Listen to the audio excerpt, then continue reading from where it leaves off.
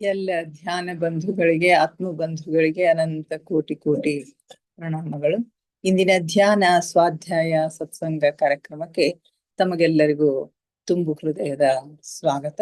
ಮೊಟ್ಟ ಮೊದಲಿಗೆ ನಮ್ಮೆಲ್ಲರ ಧ್ಯಾನ ಗುರುಗಳಾದ ಪರಮ ಪೂಜ್ಯರಾದ ಬ್ರಹ್ಮರ್ಷಿ ಪಿತಾಮಹ ಡಾಕ್ಟರ್ ಸುಭಾಷ್ ಪತ್ರಿಜಿಯವರ ಚರಣ ಕಮಲಗಳಿಗೆ ವಂದಿಸುತ್ತಾ, ಗುರುಮಾತಾ ಸ್ವರ್ಣಮಾಲಾ ಅಮ್ಮನವರ ಪಾದ ಕಮಲಗಳಿಗೆ ನಮಿಸುತ್ತಾ, ನಮ್ಮೆಲ್ಲರ ಚೈತನ್ಯ ಶಕ್ತಿಯಾಗಿರ್ತಕ್ಕಂಥ ಮಹಾವತಾರ್ ಬಾಬಾ ಅವರನ್ನ ನನ್ನ ಮಂದಿರದಲ್ಲಿ ಸ್ಮರಿಸುತ್ತಾ, ನನ್ನ ಗುರುಗಳಾದ ತಟವಾಲಿ ಬಾಬಾ, ಬರ್ಫಾನಿ ಬಾಬಾ, ಮಹಾದಾನಂದ ಬಾಬಾಜಿಯವರನ್ನ ನನ್ನ ಮಂದಿರದಲ್ಲಿ ಸ್ಮರಿಸುತ್ತಾ, ನಮ್ಮ ಮಾರ್ಗದರ್ಶಕ ಗುರುಗಳಾದ ಡಾಕ್ಟರ್ ಜೀವೇಂದ್ರ ಕೇತಪ್ಪ ಸರ್ ಅವರಿಗೆ ವಂದಿಸುತ್ತಾ, ಅಯ್ಯಪ್ಪ ಪಿಂಡಿ ಸರ್ ಅವರಿಗೆ ವಂದಿಸುತ್ತಾ, ಎಲ್ಲ ಆಸ್ಟ್ರಲ್ ಮಾಸ್ಟರ್ಸ್ ಗಳಿಗೆ, ಪಿರಮಿಡ್ ಮಾಸ್ಟರ್ಸ್ ಗಳಿಗೆ ವಂದಿಸುತ್ತಾ, ಸೀತಾ ಮಾತೆ, ಯಶೋಧರಾ ಮಾತೆ, ವಸುಂಧರಾ ಮಾತೆಯರಿಗೆ ವಂದಿಸುತ್ತಾ, ಅವರೆಲ್ಲರ ಚೈತನ್ಯ ಶಕ್ತಿಯೊಂದಿಗೆ ನಮ್ಮ ಚೈತನ್ಯ ಶಕ್ತಿಯನ್ನ ಅನುಸಂಧಾನಗೊಳಿಸುತ್ತಾ ನಾವು ಇಂದಿನ ಸ್ವಾಧ್ಯಾಯವನ್ನ ಆರಂಭಿಸೋಣ. ಮಾಸ್ಟರ್ಸ್, ನಿಮಗೆಲ್ಲ ಗೊತ್ತಿರೋ ಹಾಗೆ ಆತ್ಮಾಯಣದ ಸ್ವಾಧ್ಯಾಯ ಪಯಣದಲ್ಲಿ ನಾವು ಇದ್ದೇವೆ.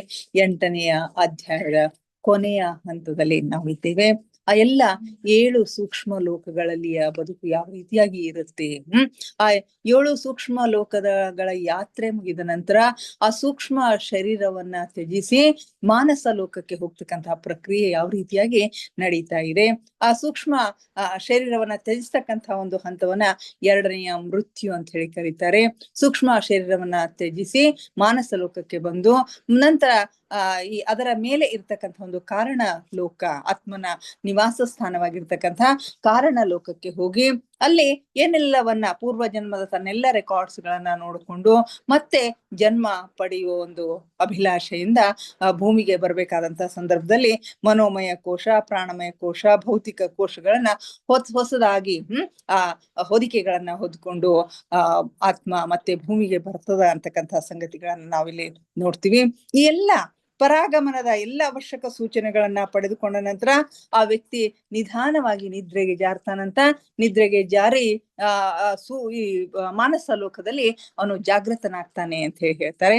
ಆ ಪ್ರಕ್ರಿಯೆ ಬಹಳಷ್ಟು ಸುಲಭವಾಗಿ ಅಲ್ಲಿ ನಡೀತಾ ಇದೆ. ಆ ಒಂದು ಮಾನಸ ಲೋಕದಲ್ಲಿಯೂ ಕೂಡ ಈ ಸೂಕ್ಷ್ಮ ಲೋಕದಲ್ಲಿ ಇರೋ ಹಾಗೆ ಅಲ್ಲಿಯೂ ಕೂಡ ಗೆಳೆಯರು ಇರ್ತಾರಂತೆ, ಅವರೆಲ್ಲರೂ ಇವ್ರನ್ನ ಮಾತಾಡಿಸ್ತಾರಂತೆ. ಹೀಗೆ ಇಲ್ಲಿ ಸಾಧಾರಣ ಮನುಷ್ಯರಿಗೆ ತಮ್ಮ ಸೂಕ್ಷ್ಮ ಲೋಕದ ಜೀವನಕ್ಕಿಂತ ಇದು ಚಿಕ್ಕದಾಗಿ ಕಾಣಿಸ್ತದ, ಆದ್ರೆ ವಿಕಾಸ ಹೊಂದಿದವ್ರಿಗೆ ಇಲ್ಲಿ ಸಮಯ ದೀರ್ಘವಾಗಿ ಇರ್ತದ ಅಂತಕ್ಕಂಥ ಮಾತುಗಳನ್ನ ಹೇಳ್ತಾರೆ. ಇನ್ನು ಮನುಷ್ಯ ಬಿಟ್ಟು ಬಂದಂತಹ ಸೂಕ್ಷ್ಮ ಶರೀರವು ವಿಘಟಿತಗೊಂಡು ಸೂಕ್ಷ್ಮ ತತ್ವದಲ್ಲಿ ಬೆರೆಯಲು ಸ್ವಲ್ಪ ಸಮಯ ಹಿಡಿಯುತ್ತದೆ. ಭೌತಿಕ ಶರೀರವು ವಿಘಟಿತಗೊಳ್ಳಿಕ್ಕೆ ಸ್ವಲ್ಪ ಸಮಯ ಹಿಡಿಯುತ್ತದೆ. ಇಲ್ಲಿ ಸೂಕ್ಷ್ಮ ಶರೀರವನ್ನ ತ್ಯಜಿಸಿ ಆದ ನಂತರ ಅದು ವಿಘಟಿತಗೊಳ್ಳಲಿಕ್ಕೆ, ತನ್ನ ಸೂಕ್ಷ್ಮ ತತ್ವದಲ್ಲಿ ಬೆರೀಲಿಕ್ಕೆ ಸ್ವಲ್ಪ ಸಮಯ ಹಿಡಿತದ ಅಂತ ಹೇಳ್ತಾರೆ.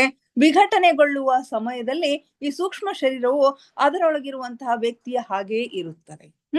ಆ ಸೂಕ್ಷ್ಮ ಶರೀರ ವಿಘಟಿತಗೊಳ್ಳುವ ಸಮಯದಲ್ಲಿ ಹೇಗಿರ್ತದಂತಂದ್ರೆ ಆ ಶರೀರದಲ್ಲಿ ಇರ್ತಕ್ಕಂಥ ವ್ಯಕ್ತಿಯ ಹಾಗೇನೆ ಇರ್ತದಂತ. ಇದೊಂದು ಕೇವಲ ಕವಚವಾಗಿದೆ, ಹೊದಿಕೆಯಾಗಿದೆ, ಮೇಲು ಹೊದಿಕೆಯಾಗಿದೆ ಎಂಬುದನ್ನ ನೀನು ಅರ್ಥ ಮಾಡಿಕೊಳ್ಳಬೇಕು ಅಂತ ಹೇಳ್ತಾರೆ. ಆದರೆ ಅದರ ತರಳ ತತ್ವದ ಕಾರಣ, ಅದು ಸೂಕ್ಷ್ಮವಾಗಿ ಇರುವುದರಿಂದ, ಅದು ಬಹಳಷ್ಟು ನಾಜೂಕಾಗಿ ಇರೋದ್ರಿಂದ ಅದು ಅಲುಗಾಡಿದ ಹಾಗೆ ಕಾಣ್ತಾ ಇರುತ್ತೆ. ಆದ್ದರಿಂದ ಅನುಭವಹೀನವಾಗಿರ್ತಕ್ಕಂಥ ವ್ಯಕ್ತಿಗಳಿಗೆ, ಇದರ ಬಗ್ಗೆ ಯಾವುದೇ ಜ್ಞಾನ ಇಲ್ಲದೆ ಇರ್ತಕ್ಕಂಥ ವ್ಯಕ್ತಿಗಳಿಗೆ ಅದರಲ್ಲಿ ಇನ್ನೂ ಜೀವ ಇದೆ, ಅದು ಸಜೀವ ಇದೆ ಅಂತ ಹೇಳಿ ಅನಿಸ್ತಾ ಇರ್ತದಂತ. ಭೌತಿಕ ಜಗತ್ತಿನಲ್ಲಿಯೇ ಇದ್ದುಕೊಂಡು 7ನೇ ವಲಯದವರೆಗೆ ತಲುಪಿರುವಂತವರನ್ನ ನಾನು ನೋಡಿದ್ದೇನೆ ಅಂತಕ್ಕಂಥ ಮಾತನ್ನ ಗುರುಗಳಲ್ಲಿ ಹೇಳ್ತಾರೆ. ಅಲ್ಲಿ ತಲುಪಿದ ಮೇಲೆ ಅವರು ಇಂಥ ಕವಚದೊಂದಿಗೆ ಮಾತನಾಡಬೇಕೆಂದ್ರೂ ಮಾತನಾಡ್ಲಿಕ್ಕೆ ಸಾಧ್ಯ ಆಗೋದಿಲ್ಲ. ಮಾನಸಿಕ ಲೋಕವನ್ನ ತಲುಪಿದ ನಂತರ ಅವರು ಬಿಚ್ಚಿರ್ತಕ್ಕಂಥ ಸೂಕ್ಷ್ಮ ಲೋಕದ ಒಂದು ಕವಚ ಏನಿರ್ತಲ್ಲ, ಆ ಕವಚದ ಜೊತೆಗೆ ಮಾತನಾಡಬೇಕಂದ್ರೆ ಮಾತನಾಡ್ಲಿಕ್ಕೆ ಸಾಧ್ಯ ಆಗೋದಿಲ್ಲ. ಅವರು ದಿಕ್ಕು ತೋಚದಂತೆ ಆಗ್ತಾರಂತೆ. ಅವಾಗ ನಾವು ನೋಡಿದ ಹಾಗೆ ಭೌತಿಕ ಜೀವನದಲ್ಲಿ ಮರಣದ ನಂತರ ಶರೀರವು ಶವ ಆಗುವಂತೆ ಈ ಕವಚವು ಶವ ಆಗುವುದಿಲ್ಲ. ಭೌತಿಕ ಜಗತ್ತಿನಲ್ಲಿ ಜೀವ ದೇಹವನ್ನ ತ್ಯಾಗ ಮಾಡಿದಾಗ ಆ ದೇಹಕ್ಕೆ ನಾವೇನಂತೀವಿ, ಶವ ಅಂತ ಹೇಳಿ ಕರಿತೀವಿ. ಆದ್ರೆ ಇಲ್ಲಿ ಸೂಕ್ಷ್ಮ ಶರೀರವನ್ನ ತ್ಯಾಗ ಮಾಡಿದಾಗ ಅದಕ್ಕೆ ಶವ ಅಂತ ಹೇಳಿ ಕರೆಯೋದಿಲ್ಲ, ಅದು ಶವ ಆಗಿರೋದಿಲ್ಲ ಅಂತ. ತನ್ನ ಮೂಲ ವ್ಯಕ್ತಿಯೊಂದಿಗೆ ಈಗ ಯಾವುದೇ ಸಂಬಂಧ ಇಲ್ಲದಿದ್ದರೂ ಅದರೊಳಗೆ ಸ್ವಲ್ಪ ಜೀವನ ಬಾಕಿ ಇರ್ತದ ಅಂತ ಹೇಳ್ತಾರೆ. ತನ್ನ ಮೂಲ ವ್ಯಕ್ತಿಯ ಜೊತೆಗೆ ಯಾವುದೇ ಸಂಬಂಧ ಇಲ್ಲದೆ ಹೋದ್ರೂ ಕೂಡ ಅದರಲ್ಲಿ ಇನ್ನೂ ಸ್ವಲ್ಪ ಜೀವನ ಬಾಕಿ ಇರುತ್ತದೆ. ವಿಘಟನೆಯು ಪೂರ್ಣಗೊಂಡಾಗ ಆ ಕವಚವು ಸ್ವಯಂ ತಾನೇ ಆ ವ್ಯಕ್ತಿ ಎಂದುಕೊಳ್ಳಲೂಬಹುದು. ವಿಘಟನೆಯು ಪೂರ್ಣಗೊಂಡಾಗ ಆ ಕವಚ ಏನಿರ್ತದ ಅದರಲ್ಲಿ ಉಳಿದುಕೊಂಡಿರ್ತಕ್ಕಂಥ ಒಂದು ಸ್ವಲ್ಪ ಪ್ರಮಾಣದ ಒಂದು ಜೀವನ ಏನಿರ್ತದಲ್ಲ, ಅದರಿಂದಾಗಿ ಆ ವಿಘಟಿತಗೊಂಡ ನಂತರ ಆ ಕವಚವು ಸ್ವಯಂ ತಾನೇ ಆ ವ್ಯಕ್ತಿ ಅಂತ ಹೇಳಿ ಭಾವಿಸಿಕೊಳ್ಳಲೂಬಹುದು ಅಂತ ಹೇಳ್ತಾರೆ. ಏಕೆಂದ್ರೆ ಇದು ಅದೇ ವ್ಯಕ್ತಿಯ ಅವಶೇಷ, ಅದೇ ವ್ಯಕ್ತಿಯ ನೆರಳು ಆಗಿರ್ತದ. ಆಧ್ಯಾತ್ಮಿಕ ಶೋಧ ಮಾರ್ಗದಲ್ಲಿರುವಂತವರು ಪ್ರೇತಾಹ್ವಾನ ಸಮಯದಲ್ಲಿ ಎಷ್ಟೋ ಸಲ ಎಷ್ಟೋ ಆತ್ಮಗಳ ಸಾಕಾರ ರೂಪಧಾರಣಗೊಳ್ಳುವುದನ್ನು ನಾವು ನೋಡ್ತೀವಿ.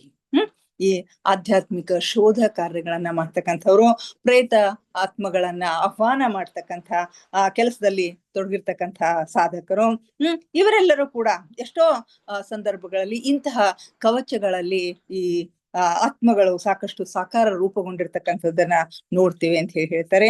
ಅಲ್ಲಿ ಆ ಮೂಲ ವ್ಯಕ್ತಿಯೊಂದಿಗೆ ಸಂಪರ್ಕ ಸಾಧಿಸದೆ ಕೇವಲ ಆತನ ಕವಚದೊಂದಿಗೆ ಸಂಪರ್ಕ ಸಾಧಿಸ್ತಾರೆ. ಅಂತ ಸಂದರ್ಭದಲ್ಲಿ ಮೂಲ ವ್ಯಕ್ತಿಯ ಜೊತೆಗೆ ಸಂಪರ್ಕ ಸಾಧಿಸದೆ ಕವಚದ ಜೊತೆಗೆ ಅವರು ಸಂಪರ್ಕವನ್ನ ಸಾಧಿಸ್ತಾರೆ.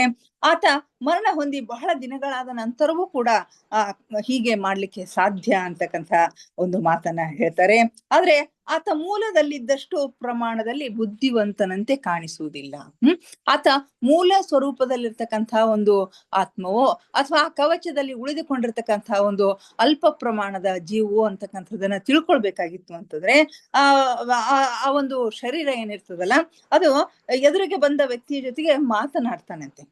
ಆಗ ಆ ಮೂಲದಲ್ಲಿ ಇದ್ದಷ್ಟು ಪ್ರಮಾಣದಲ್ಲಿ ಅವನು ಬುದ್ಧಿವಂತನಂತೆ ಕಾಣಿಸೋದಿಲ್ಲ. ಅವನ ಮಾತುಗಳನ್ನ ಕೇಳಿದಾಗ ಅವನು ಮೊದಲಿದ್ದಷ್ಟು ನಾರ್ಮಲ್ ಆಗಿ ಕಾಣಿಸೋದಿಲ್ಲ, ಬುದ್ಧಿವಂತನಾಗಿ ಕಾಣಿಸೋದಿಲ್ಲ.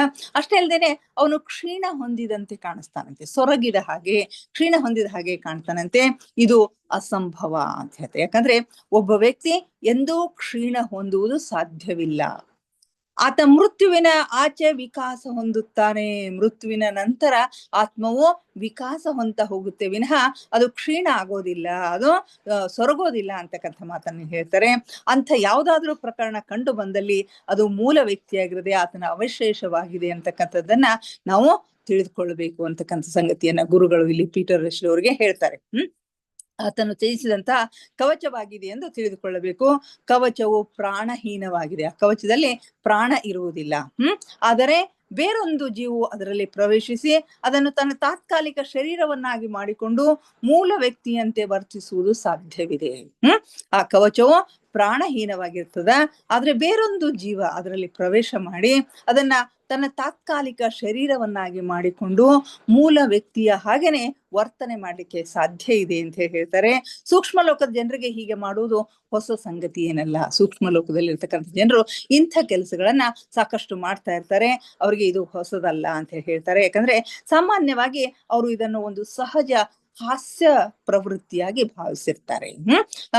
ನಗೆಚಾಟಿಕೆಗಾಗಿ ಹಾಸ್ಯಕ್ಕಾಗಿ ಇಂಥ ಕೆಲಸವನ್ನು ಅವರು ಮಾಡ್ತಾ ಇರ್ತಾರೆ.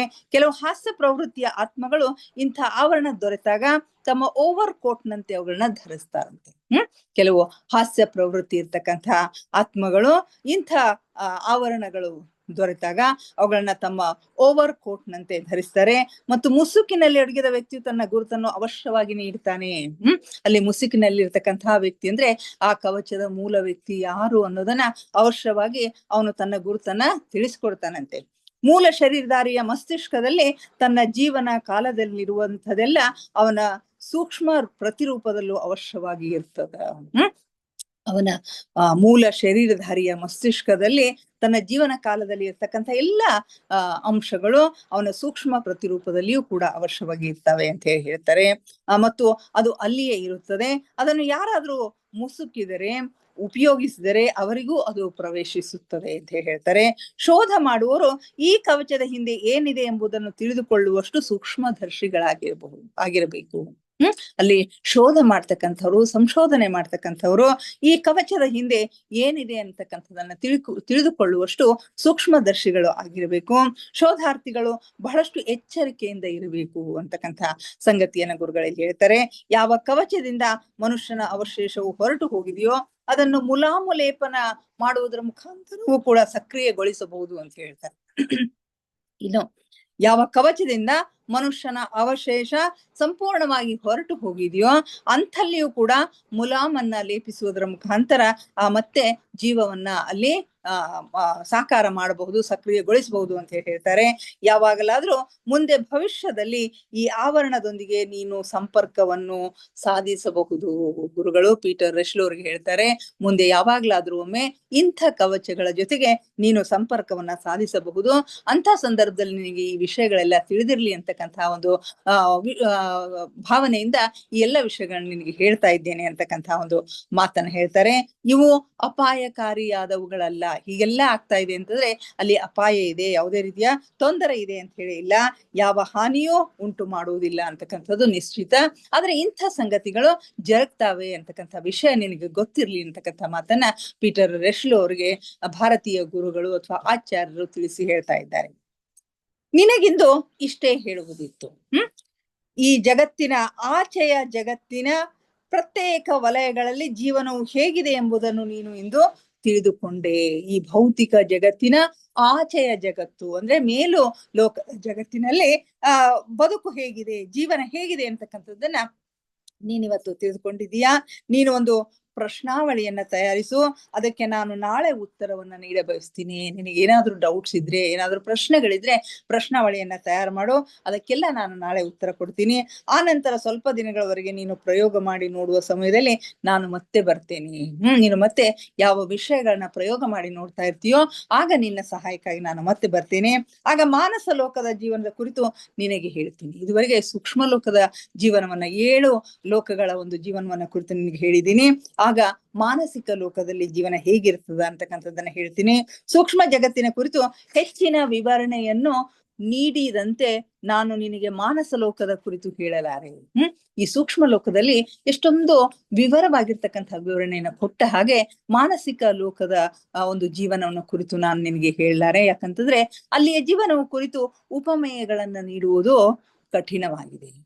ಉದಾಹರಣೆಗಳನ್ನ ನೀಡುವುದು, ಅಲ್ಲಿಯ ಜೀವನವನ್ನು, ಮಾನಸಿಕ ಲೋಕದ ಜೀವನವನ್ನು ಕುರಿತು ಉದಾಹರಣೆಗಳನ್ನ ನೀಡುವುದು ಬಹಳಷ್ಟು ಕಠಿಣ ಆಗ್ತದ. ಅಲ್ಲಿ ಜರುಗುವಂತ ಸಾದೃಶ್ಯ ಘಟನೆಗಳು ಭೂಮಿಯ ಮೇಲೆ ಜರುಗುವುದು ಬಹುಶಃ ಅಸಂಭವ.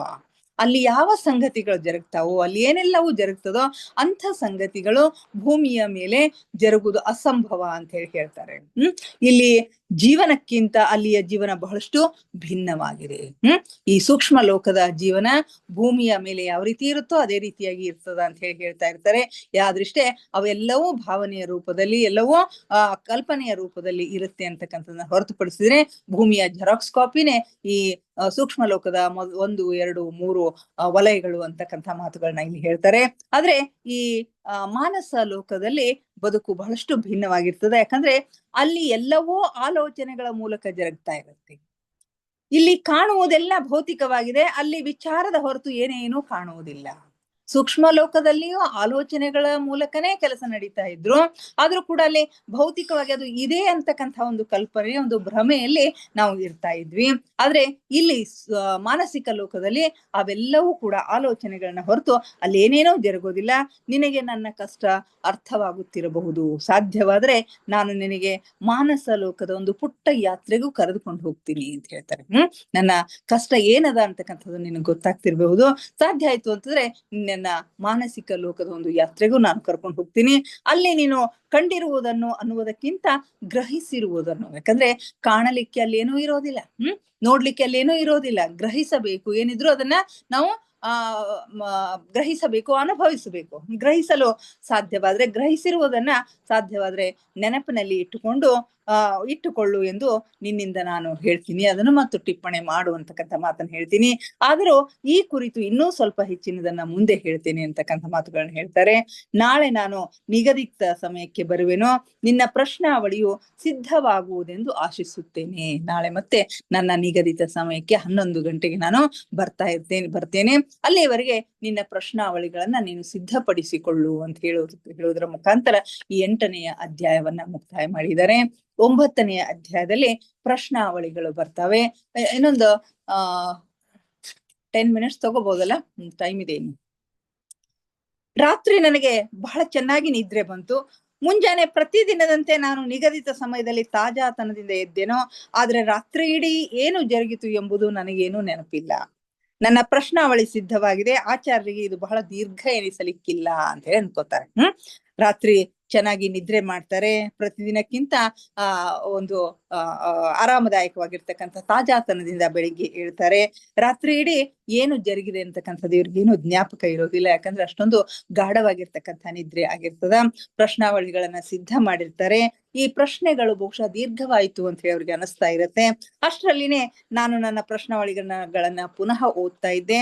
ಬಾಗಿಲು ತೆರೆದಾಗ ಆಚಾರ್ಯರು ಪ್ರಶ್ನೆಗಳ ಸಂಖ್ಯೆಯನ್ನು ಕುರಿತು ನೀನು ಚಿಂತಿಸುವ ಅಗತ್ಯ ಇಲ್ಲ. ನೋಡ್ರಿ, ಇವರ ಮನಸ್ಸಿನಲ್ಲಿ ಏನು ನಡೀತಾ ಇದೆ, ಪೀಟರ್ ರಶ್ಲ್ ಅವರು ಮನಸ್ಸಿನೊಳಗೆ ಅನ್ಕೊಳ್ತಾ ಇರ್ತಾರೆ, ನನ್ನ ಪ್ರಶ್ನೆಗಳು ದೀರ್ಘವಾದುವೇನೋ, ಬಹಳಷ್ಟಾದುವೇನೋ ಅಂತ ಹೇಳಿ ಮನಸ್ಸಿನಲ್ಲಿ ಅನ್ಕೋತಿರ್ತಾರೆ. ಅದು ಅವರ ಆಚಾರ್ಯರಿಗೆ, ಅವರ ಗುರುಗಳಿಗೆ ಗೊತ್ತಾಗ್ಬಿಡುತ್ತೆ. ಹೀಗಾಗಿ ಪ್ರಶ್ನೆಗಳ ಸಂಖ್ಯೆಯನ್ನ ಕುರಿತು ನೀನು ಚಿಂತಿಸುವ ಅಗತ್ಯ ಇಲ್ಲ. ಈ ಮೊದಲು ನೀನು ಪ್ರಶ್ನೆಗಳನ್ನು ಕೇಳಿದಾಗ ಸೂಕ್ಷ್ಮ ಲೋಕದ ಯಾತ್ರೆಯ ಅನುಭವಗಳಿಂದ ನಿನಗೆ ಬಹಳಷ್ಟು ಪ್ರಶ್ನೆಗಳ ಉತ್ತರಗಳು ತನ್ನಷ್ಟಕ್ಕೆ ತಾನೇ ದೊರೆಯುತ್ತವೆ ಎಂಬುದು ನನಗೆ ಗೊತ್ತಿದ್ದುದರಿಂದಲೇ ನಾನು ನಿನಗೆ ನಿರುತ್ಸಾಹಗೊಳಿಸಿದೆ. ಈ ಮೊದಲು ಕೂಡ ನೀನು ಎಲ್ಲೆಲ್ಲಿ ಪ್ರಶ್ನೆಗಳನ್ನ ಕೇಳಲು ಪ್ರಯತ್ನ ಮಾಡಿದೆಯೋ ಅಲ್ಲೆಲ್ಲ ನಾನು ನಿನಗೆ ಉತ್ತರವನ್ನ ಕೊಡ್ಲಿಕ್ಕೆ ಅಷ್ಟೊಂದು ಉತ್ಸಾಹವನ್ನ ತೋರ್ಲಿಲ್ಲ. ಯಾಕಂತಂದ್ರೆ ಸ್ವತಃ ನೀನು ಸೂಕ್ಷ್ಮ ಶರೀರ ಯಾತ್ರೆಯನ್ನ ಮಾಡಿದಾಗ ನಿನ್ನ ಹಲವಾರು ಪ್ರಶ್ನೆಗಳಿಗೆ ಉತ್ತರ ತನ್ನಷ್ಟಕ್ಕೆ ತಾನೇ ಸಿಗತ್ತೆ ಅಂತಕ್ಕಂಥ ಒಂದು ಭಾವನೆಯಿಂದ ಹಾಗೆ ಮಾಡಿದ್ದೀನಿ. ಯಾಕಂದ್ರೆ ಪದೇ ಪದೇ ಕೇಳುವುದು ಕೇಳುವವರಿಗೂ ಒಳ್ಳೆಯದಲ್ಲ, ಹೇಳುವವರಿಗೂ ಒಳ್ಳೆಯದಲ್ಲ. ಈ ನಿನ್ನ ಸಮಸ್ಯೆಗಳೆಲ್ಲ ಪರಿಹಾರವಾಗುವಂತಹ ಭಾಷೆಯಲ್ಲಿ ನಾನು ನಿನಗೆ ಉತ್ತರಿಸ್ತೇನೆ. ಈಗ ನಿನ್ನ ಪ್ರಶ್ನೆಗಳು ಏನಿವೆ ಅವೆಲ್ಲವುಗಳು ನಿನಗೆ ಸ್ಪಷ್ಟವಾಗುವ ಹಾಗೆ, ನಿನ್ನ ಸಮಸ್ಯೆಗಳೆಲ್ಲವೂ ಪರಿಹಾರವಾಗ್ತಕ್ಕಂಥ ಒಂದು ಭಾಷೆಯಲ್ಲಿ ನಾನು ನಿನಗೆ ಉತ್ತರಿಸ್ತೇನೆ ಅಂತ ಹೇಳಿ ಹೇಳ್ತಾನೆ. ಈಗ ಪ್ರಶ್ನೆಗಳನ್ನ ಕೇಳು ಅಂದಾಗ ಮೊಟ್ಟ ಮೊದಲನೆಯ ಪ್ರಶ್ನೆಯನ್ನ ಪೀಟರ್ ರಶ್ಲ್ ಅವರು ತಮ್ಮ ಗುರುಗಳಾಗಿರ್ತಕ್ಕಂಥ ಭಾರತೀಯ ಗುರುವಿಗೆ, ಆಚಾರ್ಯರಿಗೆ ಕೇಳ್ತಾರೆ. ಮೊದಲ ಪ್ರಶ್ನೆ ಏನು ಅಂತಂದ್ರೆ, ನಿಮ್ಮ ಚರ್ಚೆಗಳಲ್ಲಿ ನೀವೆಂದು ಪಾರಂಪರಿಕ ಸ್ವರ್ಗಗಳ ಕುರಿತು ಏನೂ ಹೇಳಲಿಲ್ಲ. ಕ್ರೈಸ್ತರಲ್ಲಿ ಹೆಚ್ಚಿನ ಜನರೆಲ್ಲ ಅದನ್ನೇ ಹೊಂದಲು ಬಯಸುತ್ತಾರೆ. ಅಂತ ಸ್ಥಳವೇನಾದರೂ ಇದೆಯೇ, ಅಥವಾ ಅದು ಕೇವಲ ಪಾದ್ರಿ ಹಾಗೂ ಧರ್ಮ ಗುರುಗಳ ಕಲ್ಪನೆಯೇ ಅಂತ ಕೇಳ್ತಾರೆ.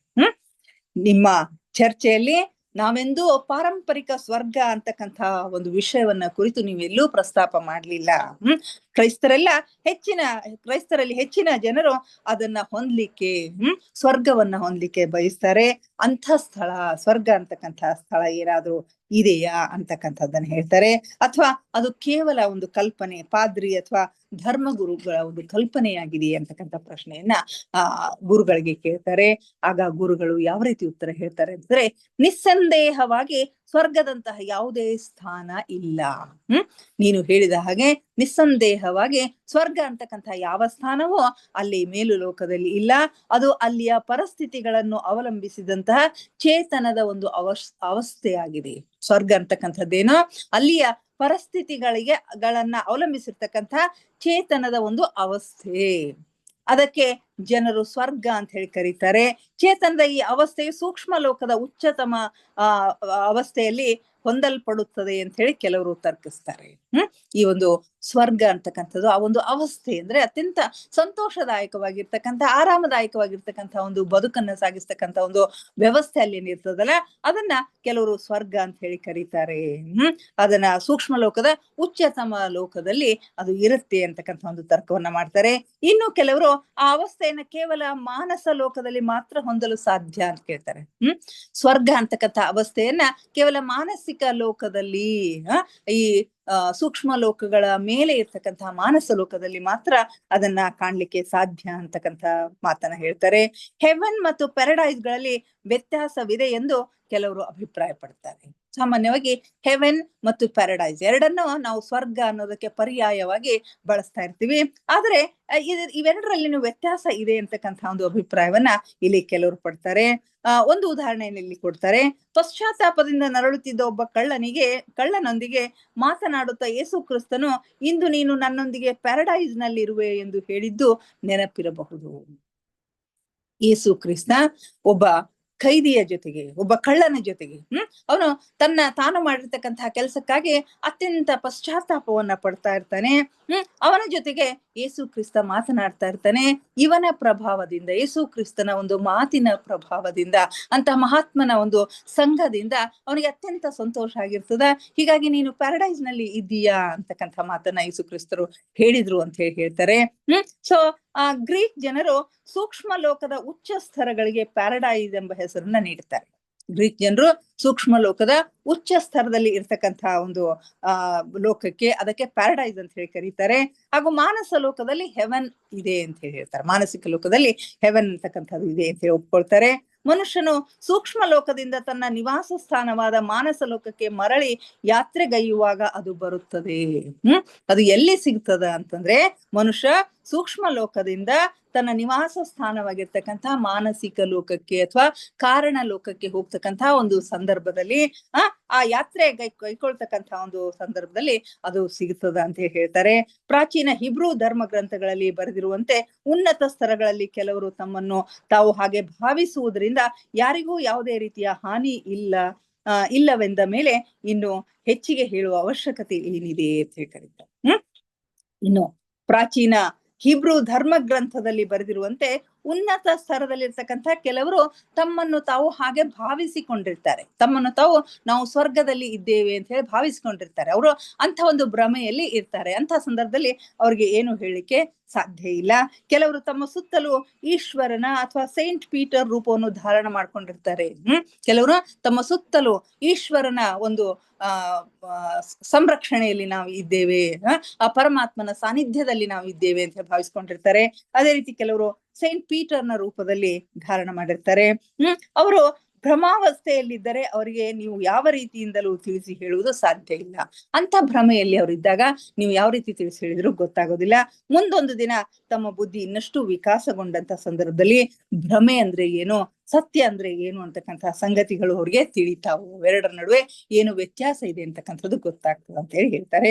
ಅಷ್ಟೇ ಅಲ್ಲದೇನೆ ಮುಂದುವರಿತಾ, ನೀನು ಕೇವಲ ಪಾರಂಪರಿಕ ಸ್ವರ್ಗದ ಕುರಿತು ಕೇಳಿರುವೆ, ಆದ್ರೆ ಪಾರಂಪರಿಕ ನರಕದ ಕುರಿತು ಕೇಳಿಲ್ಲ ಎಂಬುದನ್ನು ನಾನು ಗಮನಿಸಿದ್ದೇನೆ ಅಂತ ಹೇಳ್ತಾರೆ. ಕೇವಲ ಪಾರಂಪರಿಕ ಸ್ವರ್ಗವನ್ನ ಕುರಿತು ಕೇಳಿದ್ದೀಯಾ ಪ್ರಶ್ನೆ, ಪಾರಂಪರಿಕ ನರಕವನ್ನ ಕುರಿತು ನೀನೇನು ಕೇಳಿಲ್ಲ ಅನ್ನೋದನ್ನ ನಾನು ಗಮನಿಸಿದ್ದೇನೆ. ಸ್ವರ್ಗವೂ ಇಲ್ಲವೆಂದ ಮೇಲೆ ನರಕವೂ ಇಲ್ಲ. ಸ್ವರ್ಗ ಇಲ್ಲ ಅಂತಂದ್ರೆ ನರಕ ಅಂತಕ್ಕಂಥದ್ದು ಕೂಡ ಇಲ್ಲ. ಸಾಮಾನ್ಯವಾಗಿ ಜನರು ಸೂಕ್ಷ್ಮ ಲೋಕದಲ್ಲಿ ಪಾರಂಪರಿಕ ನರಕದ ವಿಚಾರ ರೂಪವನ್ನು ಮಾಡುವಂತೆ ಕಂಡು ಬರುವುದಿಲ್ಲ.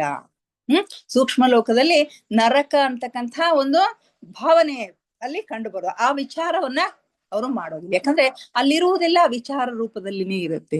ಅಲ್ಲಿರುವುದೆಲ್ಲ ಕಲ್ಪನಾ ಲೋಕದಲ್ಲಿ ಭ್ರಮಾಲೋಕ ಇರೋದ್ರಿಂದ ಜನರು ನರಕ ಅಂತಕ್ಕಂಥ ಒಂದು ದೃಶ್ಯವನ್ನ ಅವರು ವಿಚಾರ ಮಾಡೋದಿಲ್ಲ, ಅದನ್ನ ಕಾಣೋದಿಲ್ಲ ಅಂತಕ್ಕಂಥ ಮಾತನ್ನ ಹೇಳ್ತಾರೆ. ಅಲ್ಲಿಯ ಪರಿಸ್ಥಿತಿಗಳ ಕುರಿತು ಕಲ್ಪನೆ ಮಾಡೋದಿಲ್ಲ, ನರಕದ ಒಂದು ಕಲ್ಪನೆಯನ್ನು ಮಾಡ್ಕೊಳ್ಳೋದಿಲ್ಲ. ತಾನು ನರಕದಲ್ಲಿ ಇರಬೇಕು ಎನ್ನುವಷ್ಟು ದುಷ್ಟ ಅಂತ ಯಾರೂ ಭಾವಿಸೋದಿಲ್ಲ ಅಂತ. ವ್ಯಕ್ತಿಗಳು ತಾವು ನರಕಕ್ಕೆ ಹೋಗ್ಬೇಕು, ನಾನು ಅಷ್ಟು ದುಷ್ಟನಾಗಿದ್ದೀನಿ, ಅಷ್ಟು ಕೆಟ್ಟ ಕೆಲಸಗಳನ್ನ ಮಾಡಿದ್ದೇನೆ ಅಂತ ಹೇಳಿ ಯಾರೂ ಭಾವಿಸೋದಿಲ್ಲ. ಹೆಚ್ಚಿನ ಜನರು ತಮ್ಮನ್ನು ಸ್ವರ್ಗದ ವಿಚಾರದ ರೂಪದಲ್ಲಿನೇ ಆವೃತಗೊಳಿಸಿಕೊಂಡಿರುತ್ತಾರೆ. ಸ್ವರ್ಗದ ವಿಚಾರ ರೂಪದಲ್ಲಿನೇ ಅವರು ಆವೃತರಾಗಿ ಇರ್ತಾರೆ. ಆದ್ದರಿಂದ ಅವರು ಬಹಳ ಪ್ರಸನ್ನರಾಗಿ ಇರ್ತಾರೆ. ಅಲ್ಲಿ ಇರಲು ಅವರು ಅಧಿಕಾರವನ್ನು ಸಂಪಾದಿಸಿದ್ದಾರೆ ಅಥವಾ ತಾವು ಪಡೆಯಲು ಸಾಧ್ಯವೇ ಎಂದು ಭಾವಿಸುತ್ತಾರೆ. ಆ ಸ್ವರ್ಗದ ಒಂದು ಕಲ್ಪನೆಯನ್ನ ಮಾಡಿಕೊಂಡು ಅಲ್ಲಿ ಇರ್ಲಿಕ್ಕೆ ನಮಗೆ ಸಾಧ್ಯ ಇದೆ, ಅಲ್ಲಿ ಇರುವ ಎಲ್ಲ ಅಧಿಕಾರ ಎಲ್ಲ ಅರ್ಹತೆ ನಮಗಿದೆ ಅಂತ ಹೇಳಿ ಅವರು ಭಾವಿಸ್ಕೊಂಡಿರ್ತಾರೆ. ಮಾನಸ ಲೋಕದಲ್ಲಿ ಇರುವಂತಹ ಜನರ ಮೂಲಕ ರಚನೆಯಾದ ಸ್ವರ್ಗವು ಸ್ವಲ್ಪ ಭಿನ್ನವಾಗಿದೆ. ಇದು ಅದೇ ಅರ್ಥದಲ್ಲಿ ವ್ಯಕ್ತಗೊಳಿಸಲ್ಪಡುತ್ತದೆ ಅಂತಕ್ಕಂಥ ಮಾತನ್ನ ಹೇಳ್ತಾರೆ. ಇದು ಪೀಟರ್ ರೆಶ್ಲೋ ಅವರು ಗುರುಗಳಿಗೆ ಕೇಳಿರ್ತಕ್ಕಂತಹ ಮೊದಲ ಪ್ರಶ್ನೆ. ಇಲ್ಲಿಗೆ ಇವತ್ತಿನ ಸ್ವಾಧ್ಯಾಯವನ್ನ ಮುಗಿಸೋಣ ಮಾಸ್ಟರ್ಸ್. ನಾಳೆ ಎರಡನೇ ಪ್ರಶ್ನೆಯನ್ನ ನೋಡೋಣ. ದಯವಿಟ್ಟು ಧ್ಯಾನಕ್ಕೆ ಸಿದ್ಧರಾಗಿ ಯಾವುದಾದ್ರೂ ಸ್ಥಿರ ಸುಖಾಸನದಲ್ಲಿ ಕುಳಿತುಕೊಳ್ಳಿ. ಚೇರ್ ಮೇಲೆ ಕುಳಿತಿರೋ ಕಾಲುಗಳನ್ನ ಕ್ರಾಸ್ ಮಾಡ್ಕೊಡ್ರಿ. ಕೈ ಬೆರಳುಗಳನ್ನ ಒಂದ್ರೊಳಗೊಂದು ಸೇರಿಸ್ಕೊಡ್ರಿ. ಕನ್ನಡಕ ತೆಗೀರಿ. ಕಣ್ಣುಗಳನ್ನ ನಿಧಾನವಾಗಿ ಮುಚ್ಚಿ ಮುಖದ ಮೇಲೆ ಮಂದಹಾಸವಿರಲಿ. ದೇಹದ ಯಾವ ಭಾಗದಲ್ಲಿಯೂ ಬಿಗಿತ ಬೇಡ. Relax relax relax please.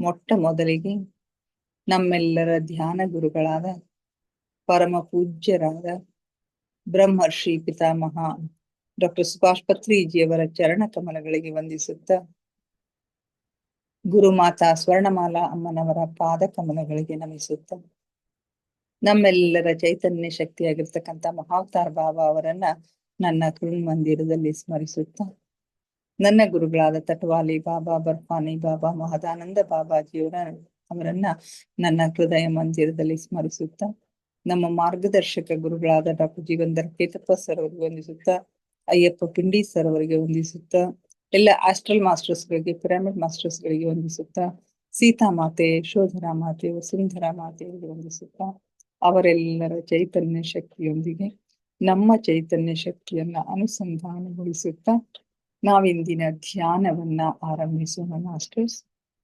ನಮ್ಮ ಈ ಧ್ಯಾನಕ್ಕೆ ಅವರೆಲ್ಲರನ್ನು ನಾವು ಆತ್ಮಪೂರ್ವಕವಾಗಿ ಆಹ್ವಾನಿಸೋಣ. ಅವರೆಲ್ಲರೂ ಜ್ಯೋತಿ ಸ್ವರೂಪದಲ್ಲಿ ಬಂದು ನಮ್ಮ ಜೊತೆಗೆ ಕುಳಿತು ಧ್ಯಾನಿಸುತ್ತಿದ್ದಾರೆ ಎಂದು ಭಾವಿಸಿಕೊಳ್ಳುತ್ತಾರೆ. ನಾವಿಂದಿನ ಧ್ಯಾನವನ್ನ ಆರಂಭಿಸೋಣ ಮಾಸ್ಟರ್ಸ್.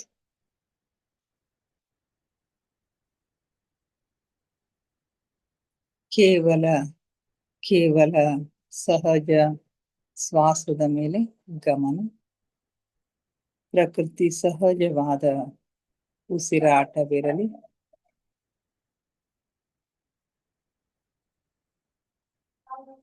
ಒಳಗೆ ಹೋಗುವ ಉಸಿರು, ಹೊರಗೆ ಬರುವ ಉಸಿರನ್ನು ಏಕಧಾರೆಯಾಗಿ ನಿರಂತರವಾಗಿ ಗಮನಿಸಿ ಮಾಸ್ಟರ್ಸ್. ಯಾವ ಆಲೋಚನೆಗಳು ಬೇಡ.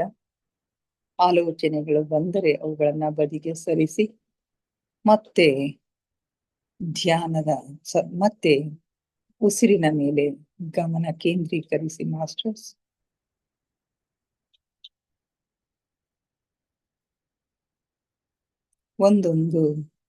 ಒಂದೊಂದು ಉಸಿರು ನಿಮ್ಮ ಗಮನಕ್ಕೆ ಬಾರದಂತೆ ಹೋಗದಿರಲಿ ಮಾಸ್ಟರ್ಸ್. ಯಾವಾಗ ನಿಮ್ಮ ಗಮನ ಸಂಪೂರ್ಣವಾಗಿ ಉಸಿರಾಟದ ಮೇಲೆ ಕೇಂದ್ರೀಕೃತವಾಗುತ್ತದೆಯೋ ಆಗ ನಿಮ್ಮ ಆಲೋಚನೆಗಳು ಶೂನ್ಯವಾಗುತ್ತವೆ, ಮನಸ್ಸು ಶಾಂತವಾಗುತ್ತದೆ, ಧ್ಯಾನ ಸಿದ್ಧಿಸುತ್ತದೆ.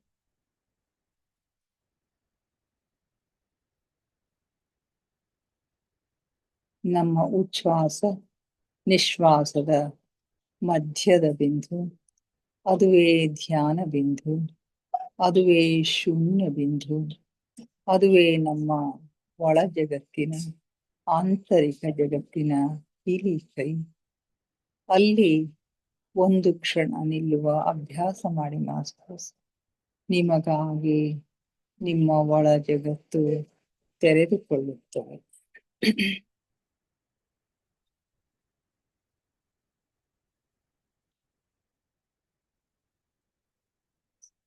ಆಲಿಸಿ ಸೂಕ್ಷ್ಮ ನಾದಗಳನ್ನು, ಸೂಕ್ಷ್ಮ ಸ್ವರಗಳನ್ನು ಆಲಿಸಿ. ಕನಿಷ್ಠ ಜೀರುಂಡೆಯ ನಾದವನ್ನು ಆಲಿಸಿ, ಘಂಟಾನಾದವನ್ನು ಆಲಿಸಿ, ಓಂಕಾರ ನಾದವನ್ನು ಆಲಿಸಿ. ನೀವೆಷ್ಟು ಸೂಕ್ಷ್ಮಗಳನ್ನು ಆಲಿಸಲು ಸಮರ್ಥರಾಗುತ್ತೀರೋ ಅಷ್ಟು ನಿಮ್ಮ ಒಳಲೋಕದ ಆಗುಹೋಗುಗಳು, ಮೇಲು ಲೋಕದ ಆಗುಹೋಗುಗಳು ನಿಮ್ಮ ಗಮನಕ್ಕೆ ಸ್ಪಷ್ಟವಾಗಿ ಗೋಚರಿಸುತ್ತವೆ ಮಾಸ್ಟರ್ಸ್.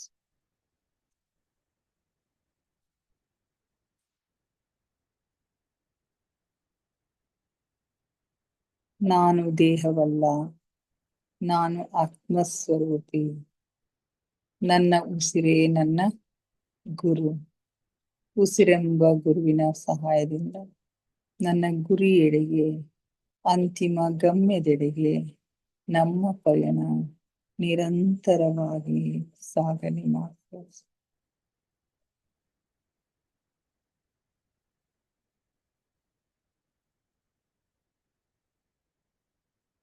ಧ್ಯಾನ ಆಳವಾಗ್ತಾ ಇದೆ, ಉಸಿರು ನಿಧಾನವಾಗ್ತಾ ಇದೆ. ಉಸಿರು ನಿಧಾನವಾಗುತ್ತಾ ಚಿಕ್ಕದಾಗುತ್ತಾ ಭೂ ಮಧ್ಯದಲ್ಲಿ ಸ್ಥಿರಗೊಳ್ತಾ ಇದೆ. ಅಲ್ಲಿ ನಮ್ಮ ಆಜ್ಞಾ ಚಕ್ರ ಜಾಗೃತವಾಗ್ತಾ ಇದೆ. ಹಲವು ಬಣ್ಣಗಳು, ಹಲವು ದೃಶ್ಯಗಳು ನಿಮಗಾಗಿ ತೆರೆದುಕೊಳ್ಳುತ್ತವೆ ಮಾಸ್ಟರ್ಸ್. ಅವೆಲ್ಲವುಗಳನ್ನು ಗಮನವಿಟ್ಟು ವೀಕ್ಷಿಸಿ.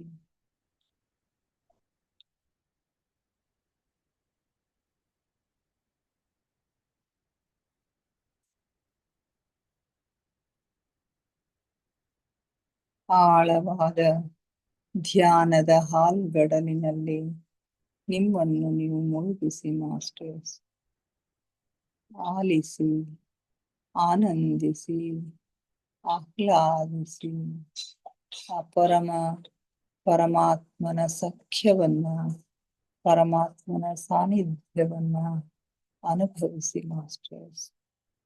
ಆ ಪರಮ ಪ್ರಕಾಶದೊಂದಿಗೆ, ಪರಂಜ್ಯೋತಿಯೊಂದಿಗೆ ಲೀನವಾಗಿ ಮಾಸ್ಟರ್ಸ್.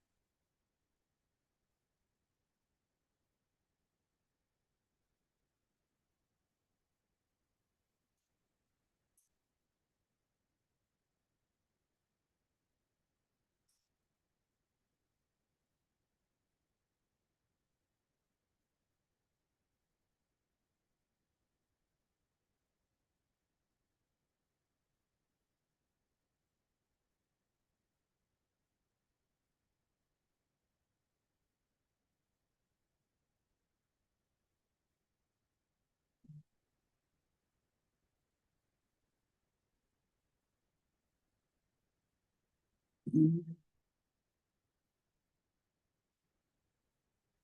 ಸರಿ.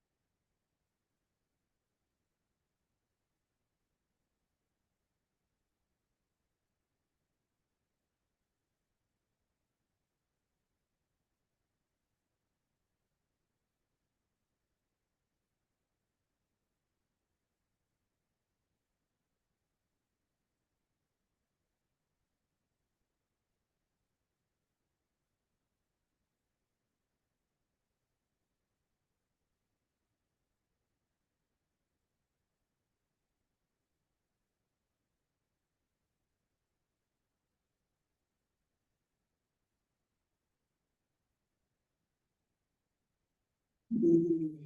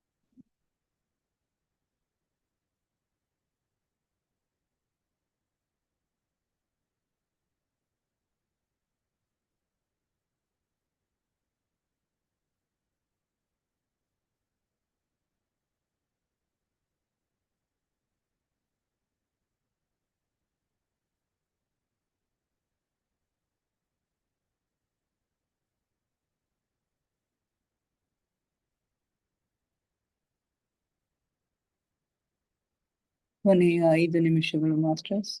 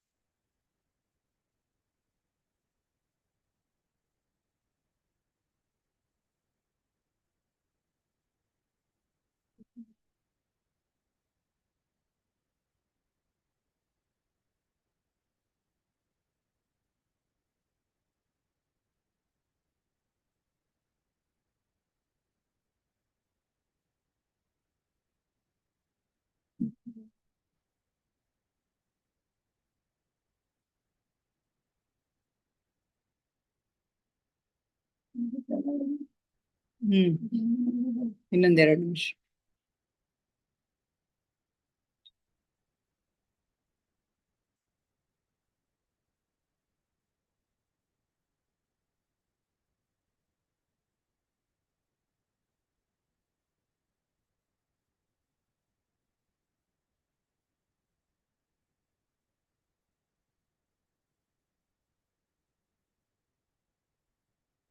ಕೊನೆ 2 ನಿಮಿಷಗಳು masters.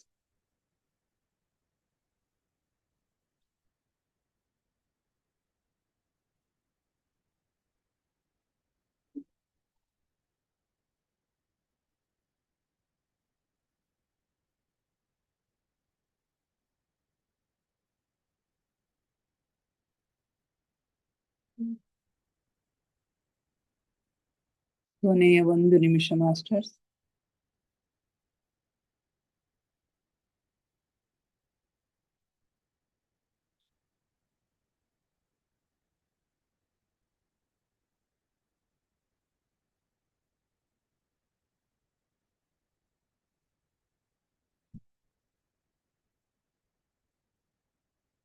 Thirty seconds.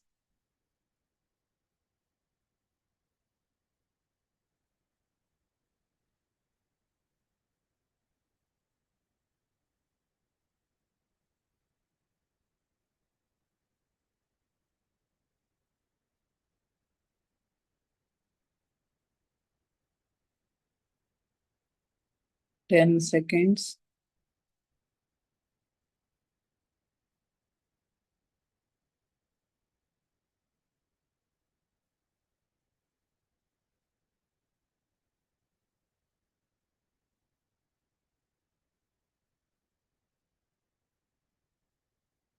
Five, four, three, two, one, zero.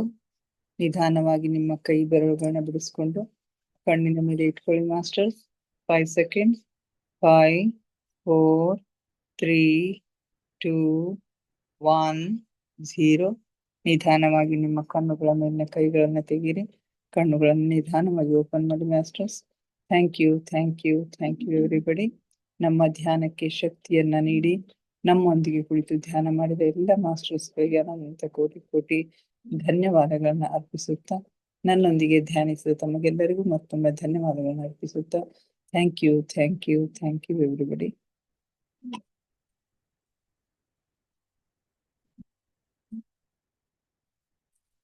Hello, ಯಾರಾದ್ರೂ ಏನಾದ್ರು ಶೇರ್ ಮಾಡ್ಕೊಳ್ತೀರಿ ಮಾಡ್ಕೊಡ್ರಿ. ಹಲೋ ರೀ ಮೇಡಮ್. ಹಾ ಮೇಡಮ್ ಹೇಳ್ರಿ. ಅಲ್ಲ, ಆತ್ಮಗಳದಾಗ್ನು ಹಾಸ್ಯ ಪ್ರವೃತ್ತಿ ಇದ್ದು ಅಂದ್ರ ಹಂಗ್ ಮಾಡ್ತಾವ ಅಂದ್ರಲ್ಲ, ಅದು ಹೌದ್ರಿ, ನಂಗ್ ಗೊತ್ತಿರ್ಲಿಲ್ಲ ಒಟ್ಟ. ಆ ಕವಚ ಏನು ಅದೇ ಆ ತರದ ಕೆಲಸಗಳು ಮಾಡ್ತಿರ್ತಾರಂತ್ರಿ ಅಲ್ಲೆಲ್ಲ. ಆ ಕವಚಗಳನ್ನ ಬಳಸ್ಕೊಂಡು ಅದನ್ನ ಓವರ್ ಕೋಟ್ ಆಗಿ ಧರಿಸ್ಕೊಂಡು ಅದೇ ಮಾಡ್ತಿರ್ತಾರ. ಹೌದು, ಏನೇನೋ ಹೌದು. ನಡೀತಿರ್ತದ್ರಿ ಮೇಡಮ್. ಅಂದ್ರೆ ಇಂತಾವು ಹ್ಞೂ ರೀ. ನಡೀತಿರ್ತಾವು. ಅದ್ ನೋಡಿದಾಗ ಹ್ಮ್. ನೀನ್ ಗಾಬರಿ ಆಗ್ಬಾರ್ದ ಅಂತ ಹೇಳಿ ಅಂತ ವಿಷಯಗಳನ್ನೆಲ್ಲ ತಿಳಿಸ್ಲಿಕತ್ತಾರ ಅವ್ರು. ಹೌದು, ಹೌದು, ಹೌದು, ಹೌದು. ಆಮೇಲೆ ಇವು ಆಕ್ಸಿಡೆಂಟ್ ಆಗಿವು ಮತ್ತ ಆತ್ಮಹತ್ಯೆ ಮಾಡ್ಕೊಂಡವ್ರದ್ದು ಆತ್ಮಗಳು ಬಹಳ ವರ್ಷ ಬೇಕಾಗ್ತದ ಅವ್ರಿಗೆ, ಅಲ್ಲೇ ಹಿಂಗ್ ಓಡಾಡ್ತಾವಂತ, ಹಿಂಗ ಕೆಲವು ಹೌದಂತ್ರಿ ಕಡೆ ಮೇಡಮ್. ಓದಿರ್ತಿದ್ವಲ್ರಿ ಮೇಡಮ್, ಹೌದು, ಬೇರೆ ತರದ್ದು. ಇಲ್ಲಿ ಪ್ರಶ್ನೆಗಳು ಅದಾರಿ ಮೇಡಮ್. ಅದ್ರ ಬಗ್ಗೆ ಒಂದು ಪ್ರಶ್ನೆ ಓಕೆ, ಅದಾರಿ. ಮುಂದೆ ಬರ್ತದೇನ್ರಿ? ಈಗ ಬರ್ತಾರಿ, ನೆಕ್ಸ್ಟ್ ಅವ್ರು ಬರ್ತಾವ ಸರಿ, ಪ್ರಶ್ನೆಗಳು. ಬಹಳ ಸರಿ. ಇಂಟ್ರೆಸ್ಟಿಂಗ್ ಅದಾವ್ರಿ ಪ್ರಶ್ನೆಗಳು. ಹೌದಾ? ಹಾ ರೀ ಮೇಡಮ್. ಓಕೆ, ಸರಿ, ಸರಿ. Okay, okay, thank you. Saroja madam.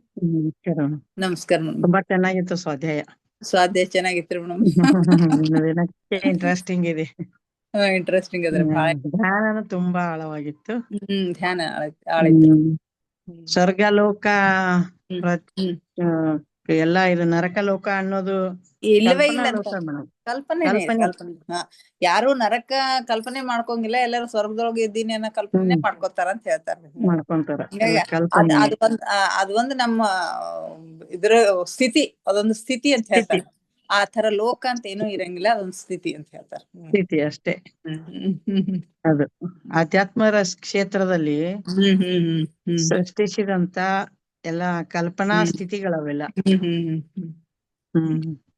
ಮನುಷ್ಯನಿಗೆ ಒಳ್ಳೇದ್ ಮಾಡ್ಲಿಕ್ಕೆ, ಒಳ್ಳೆ ನಡೆ, ಒಳ್ಳೆ ನುಡಿ, ಒಳ್ಳೆ ಆಚಾರ ವಿಚಾರಗಳನ್ನು ಹೊಂದಲಿಕ್ಕೆ ಸೃಷ್ಟಿಸಿದಂತ ಕಲ್ಪನೆಗಳು ಮೇಡಮ್.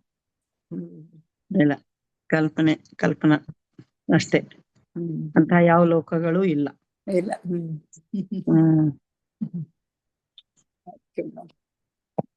Thank you. ಹೇಳ್ರಿ ಮೇಡಮ್, ವಿಜಯಲಕ್ಷ್ಮಿ ಮಾಡ್ರಿ. ಏನಿಲ್ಲ ಮೇಡಮ್, ನನಗೂ ಅದೇ ಕ್ವಶನ್ ಇತ್ತು. ಅದೇ ಸ್ವರ್ಗ ನರಕ ಅನ್ನೋದ್ ಇಲ್ಲ ಅಂತ ಅಂತಾರಲ್ಲ, ಮತ್ ಅದ್ ಇದ್ರೇನೆ ನಾವು ಒಳ್ಳೆ ಕೆಲ್ಸ ಕೆಟ್ಟ ಕೆಲ್ಸ ಅದ್ ಮಾಡ್ಬಾರ್ದು ಇದ್ ಮಾಡ್ಬಾರ್ದು ಅಂತ ಅನ್ಕೊಂತೀವಿ. ಅದ ಆ ತರ ಹೇಳ್ತಾರ ಅಷ್ಟೇ, ಹಂಗ ಇರಂಗಿಲ್ಲ ಅಂತ ಹೇಳಿ ಅಷ್ಟೇ. ಮತ್ತೇನ ಒಳ್ಳೇದ್ ಮಾಡ್ರಿ ಅಂತಕ್ಕಂಥ ತರಬೇತಿನೇ ಕೊಡ್ತಾರ. ಆಮೇಲೆ ದೇವರ ದೃಷ್ಟಿಯೊಳಗೆ ಎಲ್ಲಾರು ಒಂದೇ, ಅಷ್ಟು ಪೂರಾ ಕನಿಷ್ಠ ತೊಂದರೆ ಕೊಡ್ಲಿಕ್ಕೆ ಪ್ರಯತ್ನ ಮಾಡಂಗಿಲ್ಲ ಅನ್ನೋ ಒಂದು ಮಾತ್ನು ಅದರಿ ಇಲ್ಲಿ. ಆಮೇಲೆ ಎಲ್ಲರೂ ಇವೆಲ್ಲ ಕಲ್ಪನಾ ಲೋಕ ಇರೋದ್ರಿಂದ ಯಾರು ನರಕದ ಕಲ್ಪನೆ ಮಾಡ್ಕೊಲಿಕ್ಕೆ ಹೋಗಂಗಿಲ್ಲಂತೆ. ಎಲ್ಲಾರು ನಾವು ಸ್ವರ್ಗದೊಳಗೆ ಇದ್ದೀವಿ, ನಾವು ಆರಾಮ್ ಇದ್ದೀವಿ, ನಾವು ಆ ಪರಮಾತ್ಮನ ಜೊತೆಗಿದ್ದೀವಿ ಅನ್ನೋ ಭಾವನೆ ಲೋಕದೊಳಗಿದ್ರೆ ಮುಗಿಸೋಯ್ತಲ್ರಿ ಅದು. ಅದೆಲ್ಲ ನಮ್ಮ ವಿಚಾರಗಳ, ನಮ್ಮ ಭಾವನೆಗಳೇ. ಅಹಂ ಬ್ರಹ್ಮಾಸ್ಮಿ ಅಂತ ಹೇಳಿದ್ರು ಮೇಡಮ್. ಅಹಂ ಬ್ರಹ್ಮಾಸ್ಮಿ. ಶಂಕರರು ನಾವೇ ಬ್ರಹ್ಮ, ನಾವೇ ಸ್ವರ್ಗನೇ ನಾವ, ನರಕನು ನಾವೇ, ಬ್ರಹ್ಮನು ನಾವೇ, ಇಲ್ಲ ನಾವೇ. ಕಲ್ಪನೆನೇ ನಾವೇ, ನಮ್ಮ ಕಲ್ಪನೆಗಳೇ ಸ್ವರ್ಗ, ನಮ್ಮ ಕಲ್ಪನೆಗಳೇ ನರಕ. ಅಷ್ಟೇ. ಅದೇ ಸ್ವರ್ಗ ನರಕ ಎಲ್ಲ ಈ ಭೂಮಿ ಮೇಲೆ. ಒಳ್ಳೆತನ ಮಾಡಿದ್ರೆ ಸ್ವರ್ಗದ, ಕೆಟ್ಟದ್ ಮಾಡಿದ್ರೆ ಇಲ್ಲೇ ನರಕದ. ಇಲ್ಲೇ ಅನುಭವಿಸ್ಬೇಕಲ್ಲ, ಕೆಟ್ಟದೆಲ್ಲ ಅನುಭವಿಸ್ಲಿಕ್ಕೆ ಇಲ್ಲೇ ಅದಲ್ರಿ. ಏನು ನರಕ ಸದೃಶ ಅಂತ ಹೇಳಿ ಯಾವಾಗ ಇದು ಮಾಡ್ತಾರಂತಂದ್ರ, ಪ್ರಾರಂಭದೊಳಗೆ ಕೆಲವು ಕೇಸಸ್ಗಳು ಹೇಳಿದ್ರು ನೋಡ್ರಿ, ಉದಾಹರಣೆ ಕೊಟ್ಟು. ಜಿಪುಣ, ಕುಡುಕ ಅಂತವ್ರ ಕೇಸಸ್ ಹೇಳ್ತಾರ ನೋಡ್ರಿ. ಅವ್ರಿಗೆ ಅವ್ರ ಮನಸ್ಥಿತಿನೇ ಹಂಗಿರ್ತಾವ, ಅವ್ರ ವಿಚಾರಗಳೇ ಹಂಗಿರ್ತಾವು. ಅವ್ರಿಗೆ ಅಲ್ಲಿ ಜೀವನ ಕಳೆದು ಅಷ್ಟು ಬೇಸರ ಆಗ್ಬಿಟ್ಟಿರ್ತದ. ಹಿಂಗಾಗಿ ಅವ್ರನ್ನ ನರಕ ಸದೃಶ ಅಂತ ಕೇಳ್ತಾವ್ರಿ. ಅಂತವ್ರು ಕೇಳ್ದೇವ್ ಅಂದ್ರ ನನ್ಗೆ ಇಲ್ಲಿ ನರಕ ಸದೃಶ ಅನ್ಸ್ಲಿಕ್ಕತ್ತದ ಅಂತ ಹೇಳಿ ಅಂತಾರ ಅವ್ರ ಅಷ್ಟೇ ಅಂತ ಹೇಳ್ತಾರೆ. ಅದೇ ಕಲ್ಪನೆನೇ ನರಕ ಅಷ್ಟೇ. ಅಂದ್ರೆ ಕಲ್ಪನೆ ಲೋಕನೇ ಚೆನ್ನಾಗಿರುತ್ತೆ ನನ್ಗನ್ಸಿದ್ ಮಟ್ಟಿಗೆ. ತುಂಬ ಕನಸು ಕಣ್ಕೊಂಡ್ ಕುತ್ಕೋಬಹುದು.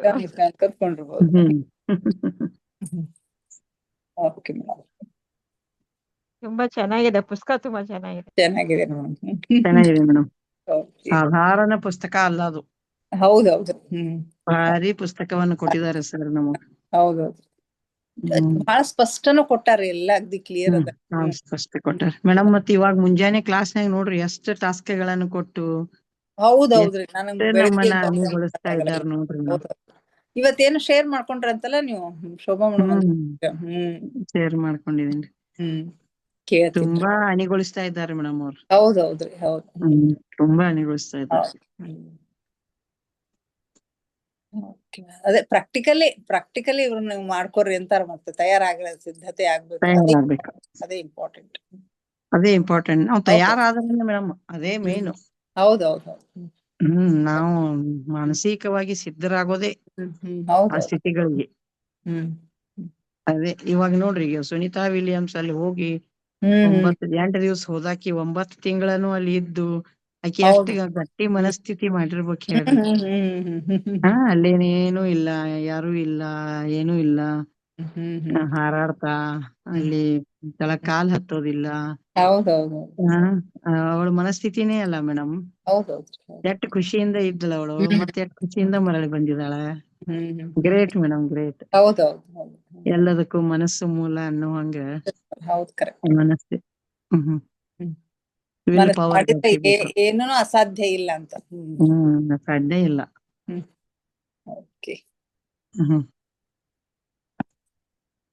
ಓಕೆ ಮೇಡಮ್, ಮುಗಿಸೋಣ್ರಿ? ಯಾವ್ದು ಶೇರಿಂಗ್ ಇಲ್ಲ ಅಂತ ಅನಿಸುತ್ತೆ. ಗಿರಿಜಾ ಮೇಡಮ್ ಏನ್ ಮಾತಾಡ್ತೀರಿ? ಇಲ್ರಿ madam. Okay madam. Okay, thank you. ನಾಳೆ ಮತ್ತೆ ಭೇಟಿಯಾಗೋಣ ಇನ್ನಷ್ಟು ಧ್ಯಾನ, ಸ್ವಾಧ್ಯಾಯ, ಸತ್ಸಂಗದೊಂದಿಗೆ. ನಾಳೆ ಇನ್ನೂ ಇಂಟ್ರೆಸ್ಟಿಂಗ್ ಆಗಿರ್ತಕ್ಕಂಥ ಪ್ರಶ್ನೆಗಳವ. ಸಾಧ್ಯ ಆದಷ್ಟು ವಿವರಣೆಯನ್ನ ಮಾಡ್ಲಿಕ್ಕೆ ಪ್ರಯತ್ನ ಮಾಡ್ತೀನಿ. Okay, thank you. Thank you.